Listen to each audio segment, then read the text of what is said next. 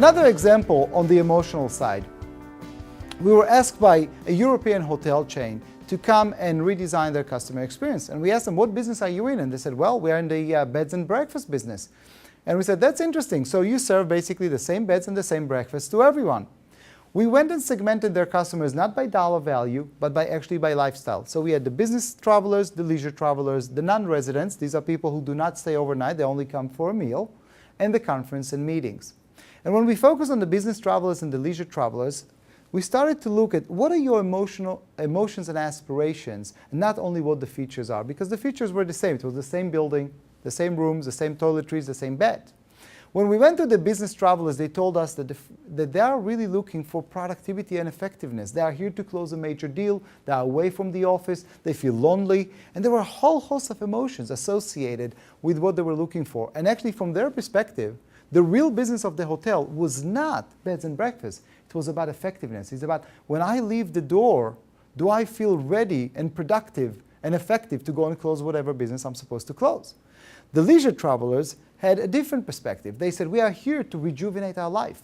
We are here to make it more exciting. We are here to change the routine and the boredom of our house.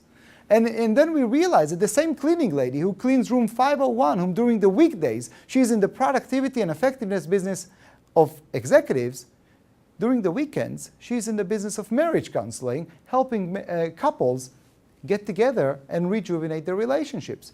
On the non-residents, we found that a great number of them are actually entrepreneurs who are having their office all the way in the back of town in not so pretty building, and they wanted to upgrade their image by coming to the hotel. So for the price of cappuccino and the price of a croissant, they will be upgrading their image. And that's when we realized there will be 3 croissants coming from the bakery. They will have the same butter, flour, and water used to bake them. One will help an executive become more effective and ready for the most important deal in their life. One will help a 15 years anniversary of a couple rejuvenate their relationship. And one will help an entrepreneur relive their dream. Different customers comes with different emotions. It's not about the product that you sell, it's what they are trying to achieve with it. And when you go after the innovation, you need to understand the different needs and the different usages of your product. This is critical for another reason. I remember sitting with the best employees of this chain. They brought us the best employees for a focus group. This was the best chef, the best bellboy, the best cleaning lady, and so on and so forth. And there was a guy sitting all the way in the back. His name was Paul. And he raised his hand and he said, Lior, can you explain to me what's wrong with the Americans? And I said, Paul, this session is scheduled for about 3 hours. Can you maybe narrow down your question so we can actually address it? He said, yes, I work in the check-in. I'm the best check-in of the whole chain. And here's the problem. Whenever I get a German or a French guest, not a problem. Whenever I get an American guest, I always have problems. And I said, what kind of problems do you have? He said, you know, the French and the German are very relaxed. They're not stressed.